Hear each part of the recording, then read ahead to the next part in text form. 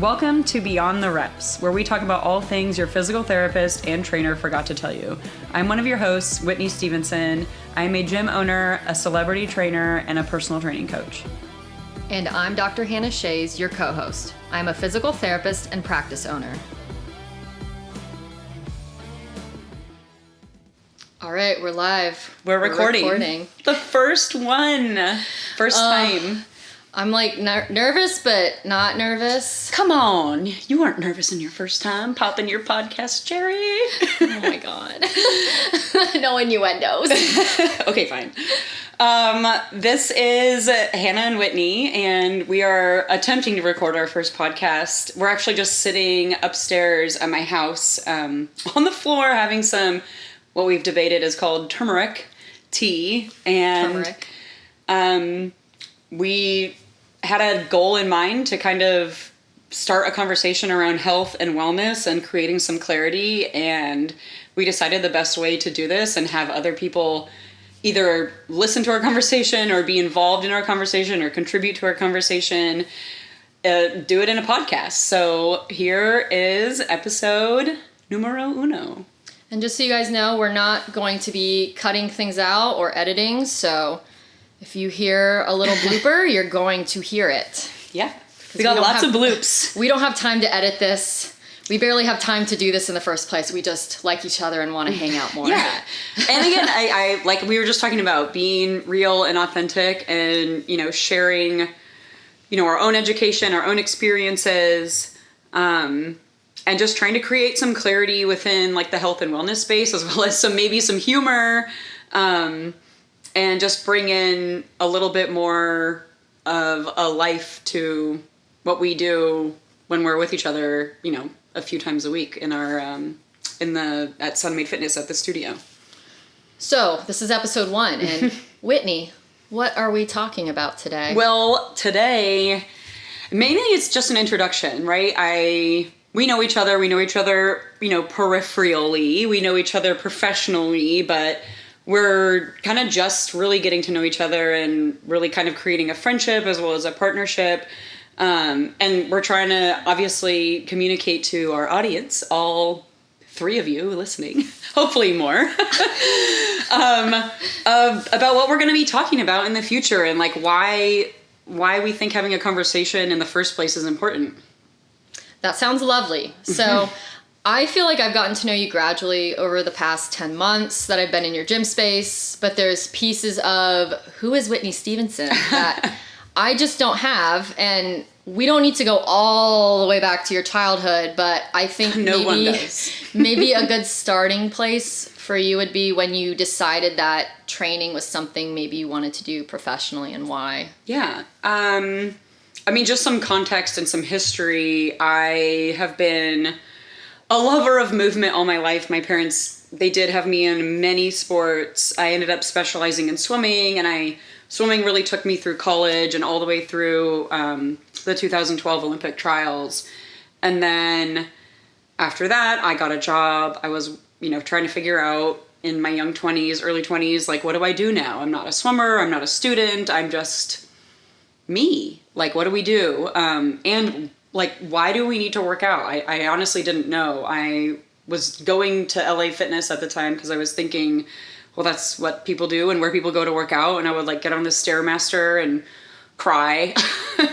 And then I would go and do like my plyometric routine that I would do to get ready for my races when I was swimming. And I'd always be like, God, I'm so confused. Like, I was always so associating training and being in the gym with, a goal, right? A goal time, making a certain team, going to a certain event.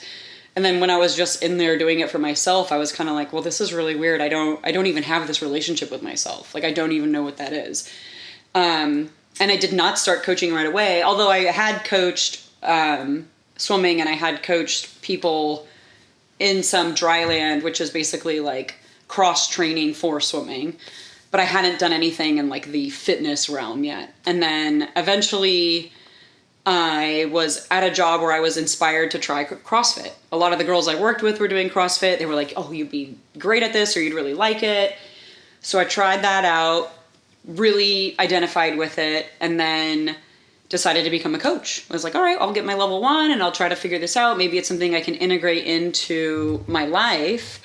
And swimming in the CrossFit scene at that time was kind of like just taking off. Like they were having events where, one of the events at a competition was a swim, where they were putting these athletes through, all of these weightlifting, running, biking tests, and then they would have them get in the water. And I was like, oh, like maybe this could be like a niche for me. Like I'm going to explore that. So I was really kind of able to just slowly stack some things up that made sense in my mind as far as, okay, this new thing that's up and coming in the fitness scene is kind of, it's scratching my itch to be competitive. And now it's kind of, tying into my old identity as this competitive swimmer. So I'm going to go all in. So I started coaching at a gym. I started heavily coaching classes. And then I started coaching a lot of people one-on-one. And then fast forward, I got extremely good at CrossFit, but I only got there because I had a coach that gave me individually designed stuff.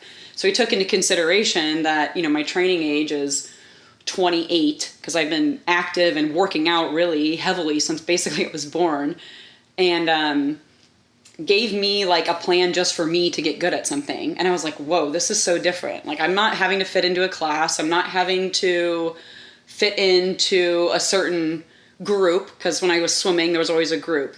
Are you swimming the 50 to 100? Are you swimming the 100 to 200? Are you swimming long distance? And the way I swam, I was good enough at so many different events that I never really fit into one group. I was always kind of bouncing back and forth.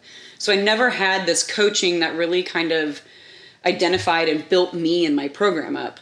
So having that in CrossFit and then getting really good pretty quickly at an older age, I was like, whoa, this is like crazy. And people should be getting this kind of training in general. Like if you get individualized training, now all of a sudden we're looking at your goals and we're looking at your movement patterns and we're looking at your injury history and your age and all these things and giving you a program that's like really elevating your life.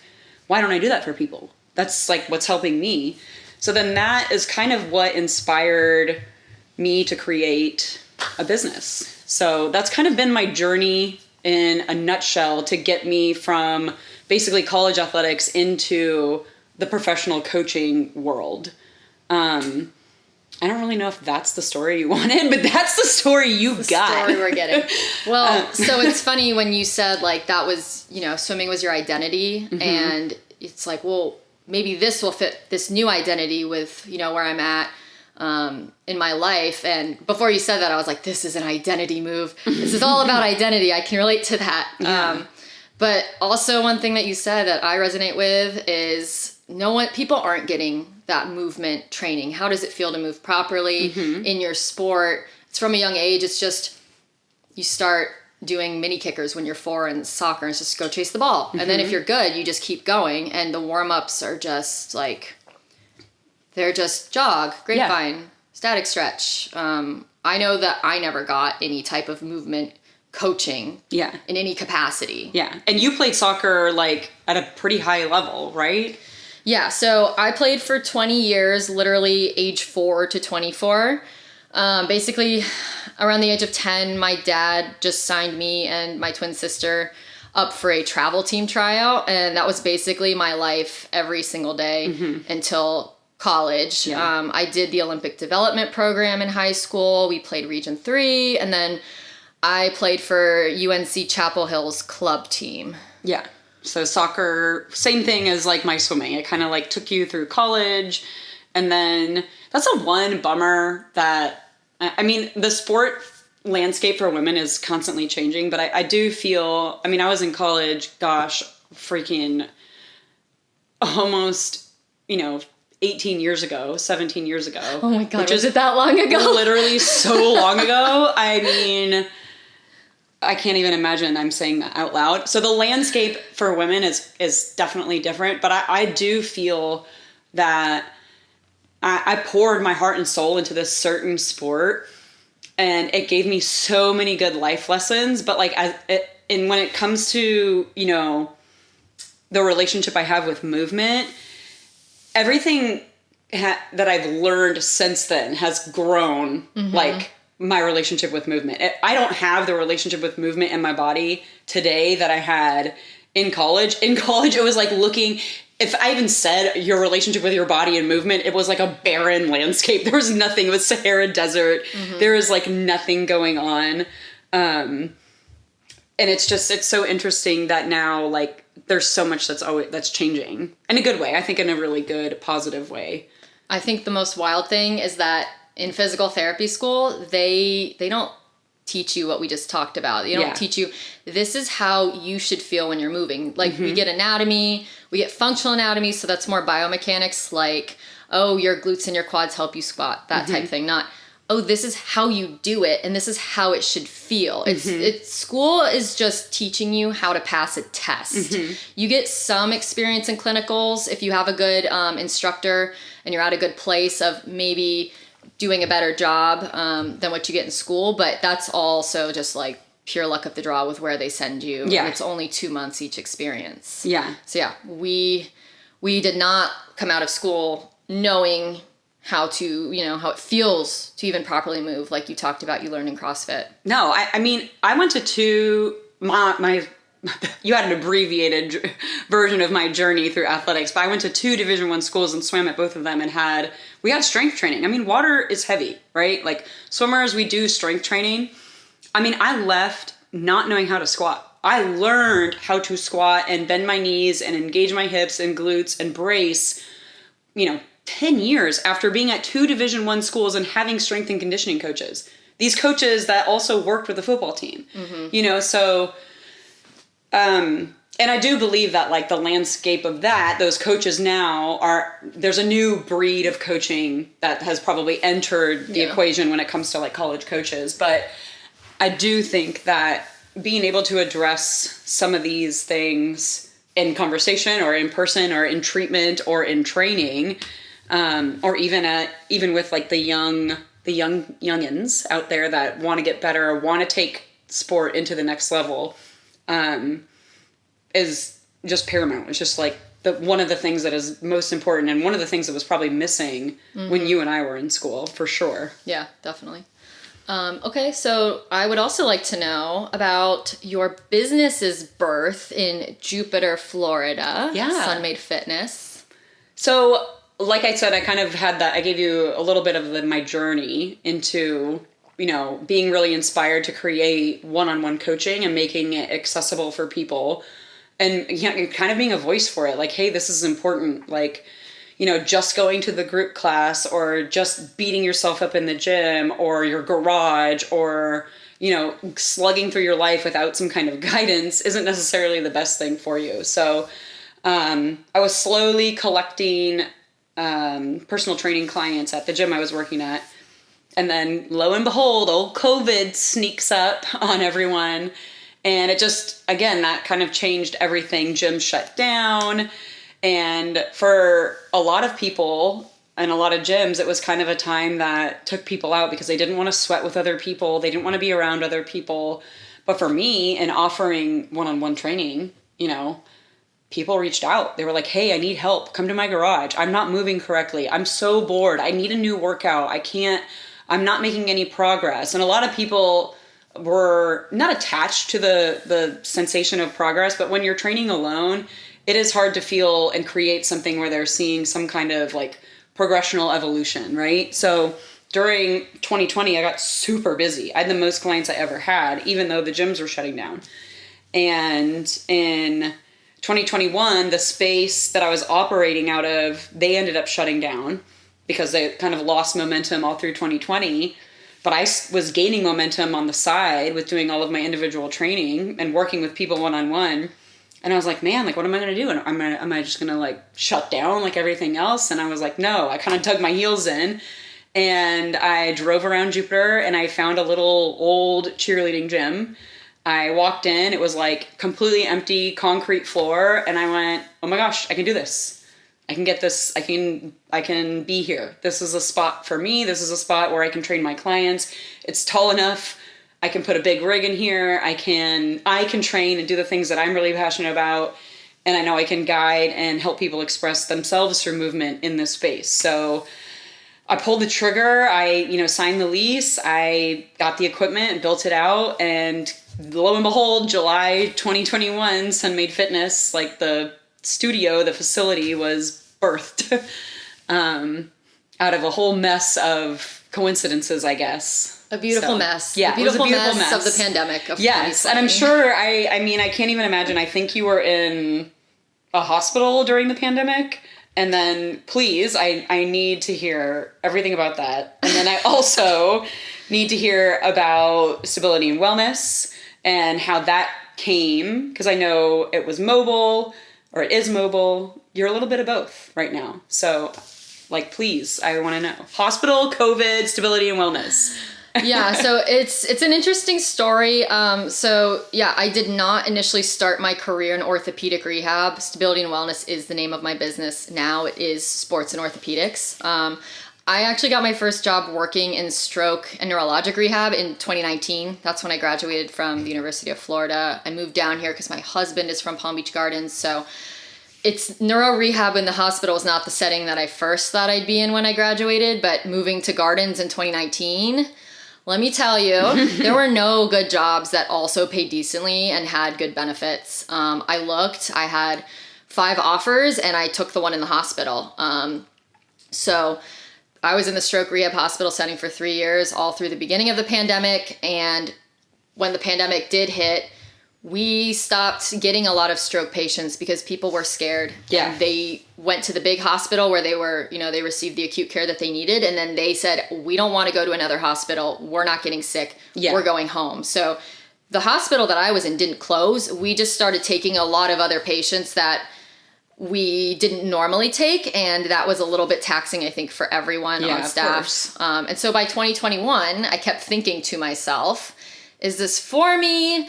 Do I just advance my career by moving up the chain into hospital management? My mom works in hospital management, so that was kind of, At least, like, familiar. Yeah, I didn't want to be in the hospital setting as a clinical therapist till I was, 50 or 60. Mm-hmm. So to me, management was maybe the option. And I kept thinking, damn, I miss working with athletes.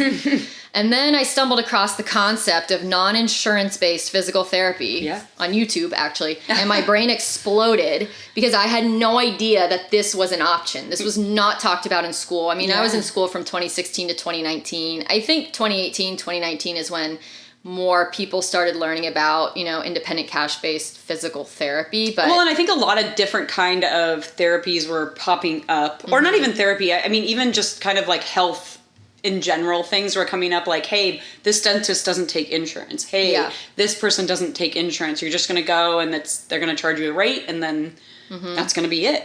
Yeah. So there was like a little proliferation of that around that time, for sure. Definitely. And now it's exploding. Yeah. So as any self-motivated person would do, I researched the shit out of the process. And then I filed for my LLC in early 2022. I quit my full-time job. I started building my business from part-time to full-time. Mm-hmm. And then I took a bunch of manual therapy and dry needling courses just so I could, being in stroke rehab is so different than orthopedic rehab. And here I am, working out of your own awesome gym. Yes, yeah. Thriving. So for those of you that have no idea who we are or what we do, Hanna, I have a loft space in my gym, and Hanna has set up a table and she's able to come and see clients of her own there, and then also the athletes that train at my gym, which is really cool. Yeah, and I didn't answer your mobile question because I lost my train of thought. Oh, it's okay. I did start out purely mobile in 2022. I had no overhead. I was just going to people's homes and offices. I will still do that occasionally, but I'm mostly to accommodate the volume of people. I'm in your gym.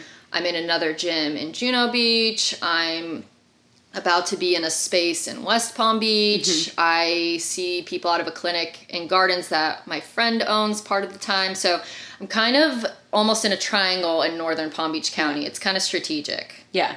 The triangle, the big triangle. The triangle of convenience. Yes. We've got one on It's East not the US Bermuda 1. Triangle. It's the Jupiter Triangle. You won't get lost in my triangle. So you've got East by US 1, you've got West Jupiter, and then you've got like the southern point off 95 for my Boynton Beach, Boca, Royal Palm Wellington people that I've started to acquire. And then that's kind of how, we were introduced to each other. You reached out to me. I found you on Google Maps /Instagram. And you reached out to me and we met and we talked for probably 90 minutes, just nonstop, kind of like this. Oh my God. We were just supposed to like meet and chat about renting a space. And then we just like clicked and we would have sat and talked to each other about like whatever wellness stuff for like 2 hours. I think so. We would have gone on and on. We would probably still be there talking today. We are actually. That's what we did. We just made it happen. This is a continuation of that. And now we're recording the conversation so you guys can all hear our crazy thoughts. But yeah, that was really how we got introduced. And I remember at the time, my gym, I love working with PTs because I do think that they're a wealth of knowledge, and obviously I am a firm believer in like movement being medicine, and obviously having manual therapy, having people work on your body. And so at the time I was affiliated with another physical therapist, but I felt instantly connected to you, and I was like, man, like, I don't want to like kick this other person out and like bring you in. And then the universe just ended up doing it for me. Well, it was like 6 months later. Yeah. But we stay connected. I think I gave you a couple referrals. I knew I had some clients that would benefit from your style of physical therapy. We found our way back to each other. Yes, and we made our way back, which is great. So, yeah, I was gonna ask, why do you think we gravitated towards one another? Why do we get along so well?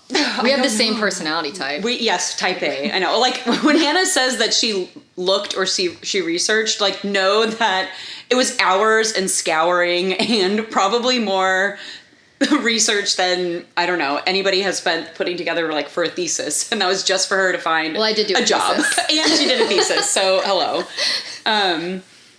Yeah, I mean, I don't know. You're an Aquarius. I'm a Cancer. We got some vibes going on. Well, aren't we both INFJ? We are both INFJ. Yeah, that's right. I didn't mess that up. Of course. That's what I meant by the same personality type. Yeah, we are extroverts, or we are introverts who know how to extrovert, but then we have to recharge our batteries. I learned that that's called an ambivert. An ambivert? Like amphibious. Yeah, so, like we are. Land, water, ambivert, introvert, extrovert. Mm-hmm. I thrive when I recover alone, so I go into hermit mode after working with strangers all week. 100%. I go into hermit mode every night. I'm in my crab shell. I'm like home, but I do get a lot of gratification and satisfaction from working with other people and making an impact too. Yeah. I don't know that I would feel the same. I probably wouldn't feel as exhausted or tired after working if I just worked like alone, but I wouldn't get the same gratification. I wouldn't feel like I'm making an impact. I wouldn't have that same kind of welling of like, yeah, I'm doing something good with my job if I structured it a different way. I think though sometimes like you have really good clients and your energies feed off each other, and so that amps you up and makes you feel good, but it's also on top of that, just when you leave and you really feel like I'm in my purpose, like helping someone really fills my cup and is like, this is why I do this. Like when I can help someone get pain-free or understand what it's like to move, it's like, this is why I do it. Okay. So not really off topic, but a question I did want to ask you, and it kind of ties into your purpose, I guess, a little bit, is and I think this will be good for our listeners just to get like our listeners. Who am I? Who is she? But I think this would give a lot of people some good insight into who you are. So the question that I want to ask you is, when do you feel most like yourself? When do I feel most like myself? This was not on the script. I know. No, it's a good question. Unscripted, unedited. Yeah, like, so there'll be days where I have 3 or 4 people and it's like everything's clicking. It's like they come in and they're like, I feel so much better, like thank you so much, and it's just like one after the other. It's like hitting a bunch of 3-pointers and like it's like that flow, and you're just like, man, I'm really flowing today. Like I'm on it. I don't feel sluggish. I'm getting people, the answers that they need, and I feel like I'm getting that satisfaction for myself at the end of the day. What about on like a personal level, not necessarily a professional? Yeah, like when do you feel most like yourself? Who am I outside of my business? Yeah, what is there? Yeah, but I mean, like, are there things like your flow state? Yeah, like is it like, oh, I feel most like myself when I'm honestly when I'm jogging. Yeah. Now that I've been going to your community workouts, like, my whole it's identity, right? So my whole identity was being an athlete and being a soccer player. Like I played 7 days a week pretty much starting in high school. So I did my high school team, and then I did high school club. Yep. So you're like going to practice and doing a game sometimes in the same day. And my whole identity was just being fast and being good at my sport and feeling good in my body. And now that I'm not playing soccer, now that I can get back to jogging, doing your community workouts, just feeling like I can move kind of competitively. Sometimes I'm too competitive, but it's like, that's when I feel like myself, I think. Yeah, you know performing. What? I mean, I get to see you work out a few times a week, which has been awesome. But I think you do a really good job at, just tuning into what you need. Like I can see you want to like itch, like, scratch that competitive itch, but you do way better job than I do at, honing in and being like, no, I need to do this. My knee's feeling funky, or I need to work on this, You do a really good job at that, which I think, speaks volumes to like how you can work with your clients and like actually speak authentically to what you're trying to teach. You see me do a good job of it in your gym, but you didn't see me when I tried to play around with maybe joining a run club, because I had rehabbed my knee last year to a certain point, and I was like, I can join a run club. They said all levels. Yeah. And it'll be casual. And then everyone there it was crazy. Not casual. They were all triathletes. Yeah. Like people were 60 and they were like marathon runners. And so I was like, I'm new. I can't fall behind. Like I can't just do the 2 miles that I've rehabbed myself to do. Like I cannot fall behind. So that was my kind of, I need to take myself out of this, anything that's going to make me feel competitive and be a little bit more controlled, which I think the gym space is helpful because I do rehab people out of it. So it's easier for me to be like, I have these props, I can do these more coordinated, intentional movements versus like being just this cardio monster. Yeah. And then we have like, at least at the gym too, there's access to all the tools. We have all the toys, all the different things. So when your eyeballs are seeing all those fun, prehab movement devices and bands, and it kind of leans into the opportunity of like, all right, I need to do this instead of like, go for a run around the building. No, put the band around your knees. Yes. Yes. So even though this is the intro episode and we're not going to get too into it today, maybe for the next time, I just want to ask you, how do you think the average person is feeling today when it comes to their wellness? I feel like there's so many shiny objects and trendy looking places popping up. I personally can't imagine trying to make sure I'm eating right and sleeping enough and then adding, do I cold plunge 7 days a week? Do I intermittent fast? Do I sit in the sauna? And then do I also go to a group exercise class every single day? Because that sounds exhausting. Yeah, I mean, honestly, and I've shared this with you kind of offline, there's so much around health and wellness and fitness and longevity and biohacking. And we're constantly inundated with more information, and some of it's really good. But the issue with all of it right now is that it's confusing. And confusion usually just, if you sound very confident in a confusing time, people gravitate towards that. And it might not necessarily be what they need. So the more confused people are, which is we all are confused because we're like, what do we do? You just told me 9 things that I need to do to be healthy. I need to like wear something under my chin. I need to have tape over my mouth. I need to have my eyeballs in a certain pillow, like certain glasses. I need to have certain glasses. I need to not expose myself to all these things. To sunlight or to not sunlight. Yeah. And it's really interesting because you can go deep down rabbit holes on all of these and find positive and negative reasons to do everything. But I do think there are some pillars. There are some main principal ideas that you can kind of grasp onto, especially just somebody who's like, hey, I just want to be healthier. How do I get there? You don't get there by, the first thing you do is just be like, oh, well, I'm just not going to look at blue light at, 2 a.m. It's like, well, that person, I guarantee you, isn't drinking enough water. That person is not, having any daily movement because they're awake at 3 a.m. So there's things that you can address that are way more simple. And I think that's really what I want to do, is be a voice for some of those like simple not solutions, but simple principles that you can start your health journey in, and it can be very clear. All right, am I checking off these 5 boxes? Okay, once I've checked off those 5 boxes for 5 months in a row, let's peel back, or we can add another box. We're not trying to check, you shouldn't have like a 20-step morning routine in order to be healthy. There was air quotes there,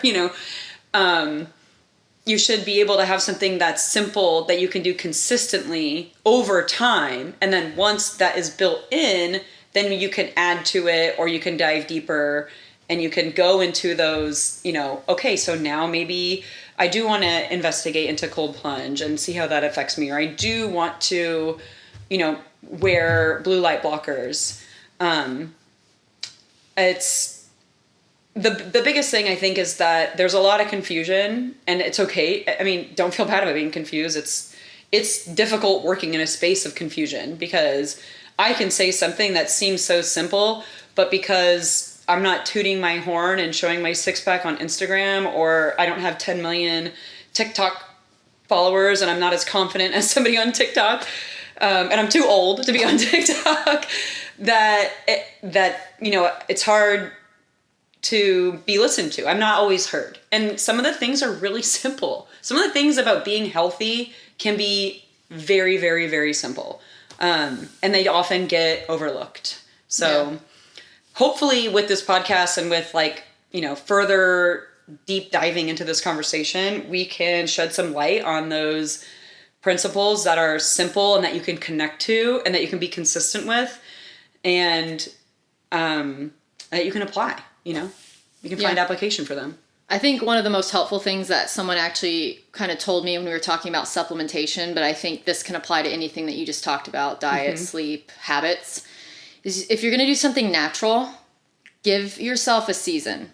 Yeah. And that's about 3 months, right? Because there's 4 seasons. So give consistency a season before you give up and think this isn't working, or before you add in more niche, complex things, like certain biohacking tools or another supplement. Just kind of get those 5 pillars, or however many pillars you said, kind of down. But yes, wellness is very hot right now. I want to put in air quotes, wellness, air quotes, is so hot right now. But I can't wait to dive into true wellness and create clarity around this world with you, and hopefully future guests in this podcast. Great. If anyone will come be on this podcast with us. You can join in on our conversation. We'll ask you. I'm sure that we're going to have some people that want to chime in.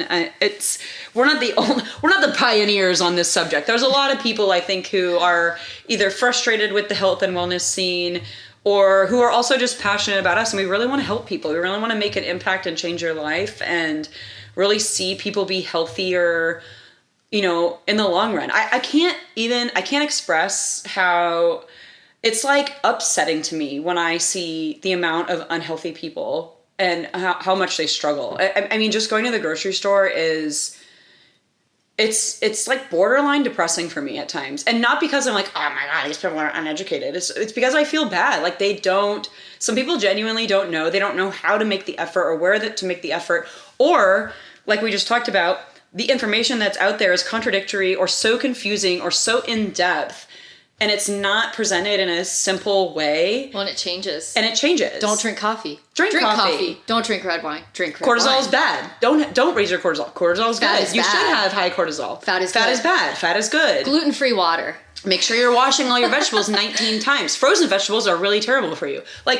It goes gluten-free water. Can you imagine? Fat-free water. Fat-free water. I've seen it. Yes. I've seen it. Paleo water, actually. It was said paleo. Or keto-friendly water. What are we doing? Marketing. We're confusing people. We're marketing. And that's great. The marketing in the food industry is probably one of the most insane things there are. And it's so powerful. It is so powerful. We don't even understand how powerful it is. The people who work in it do, because they're professionals at it, and that's why we buy what we buy and we don't buy what we don't buy. It's all a version of marketing, but it feeds off of people when they're confused, when they don't know what the right decision is to make. Then they're going to buy the shiny thing, or what that person's buying, or what this, it's like a program. So if anything, if I can get people to think a little bit differently with our conversation, I've accomplished what I set out to accomplish with this podcast. We are trying to be good guides and provide some insight and clarity. We don't necessarily have the right answers because, as we kind of joked about before, the right answer can change. Yeah. But I am excited about our next episode. And before we go, I have 2 questions for you. Okay. One, what do you hope to get out of this podcast? And then second one is, what is your biggest fear about this podcast? I mean, it is a little scary putting your voice out there as a guide publicly, and not in a dogmatic way. We're not being like, this is how things need to be done.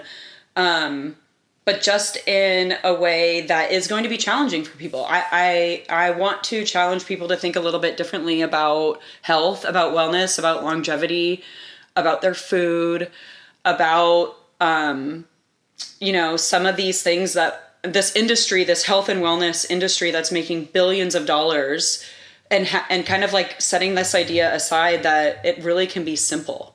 Like your health and wellness and taking care of yourself so you live longer can be a simple thing. It doesn't need to be as complicated as we're making it. And it's probably going to be not super sexy, like it's going to be some of the boring stuff.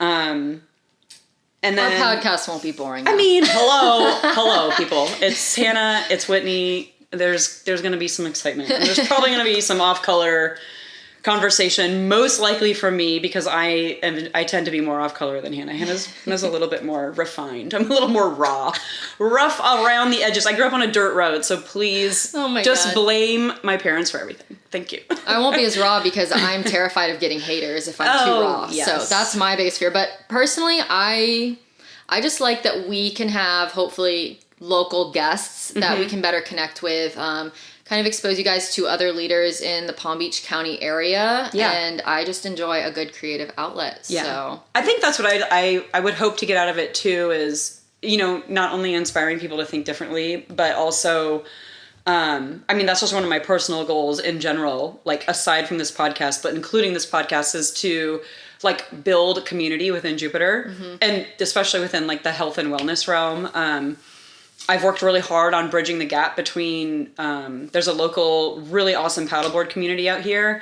And it's been my little passion project on the side, kind of bridging the gap between people in the gym and people on their paddleboards. Because a lot of people I met on the paddleboards I'd never seen in like the gym space. And then a lot of people in the gym space are like not out enjoying this like beautiful thing that you can do in nature, which is also just adding to your health. So again, same thing that you just said, like if we can build more community and bring awareness to local leaders, local coaches, trainers, therapists, people who have, their roots planted in Jupiter, but are also kind of like extending their branches out to educate other people and share with other people, I think we've done a good job. That was very beautiful. I guess this is the time where we sign off and say goodbye and we close out our first episode. On the next episode, who sings that? What is that? I don't know. Isn't there like some cut from a song? What is that? I don't know. But yeah, it was great. I could nerd out and we could have this conversation for a million hours, and we will continue. We'll try to keep it at 45 minutes to an hour max. I mean, now we're at 38 minutes. That's pretty good. Okay, cool. I'm not sure that we officially have a title or a headline for our next episode, but I do think that what we were talking about earlier with the 5 pillars of health and creating some simplicity around it is going to be in an upcoming episode. Yes. So if that piques your interest at all, please stay tuned. And we'll catch you next time. And if you are into rating podcasts, please give us 5 stars. Please be nice. Rate. That would be great. Rate, don't hate. I really like that. All right. See you, or I guess hear us next time. Hear us next time. Hear us. We won't see you. We will never see you unless you're a guest on our podcast. Or you might see us. We are toying with filming this. Or you'll see us if you come to the community workout at Sundays. Yes, come to the community workout. Come be a part of our community. But we're going to wrap this up, and you'll hear us next time on Beyond the Reps, what your physical therapist and your trainer forgot to tell you. Goodbye.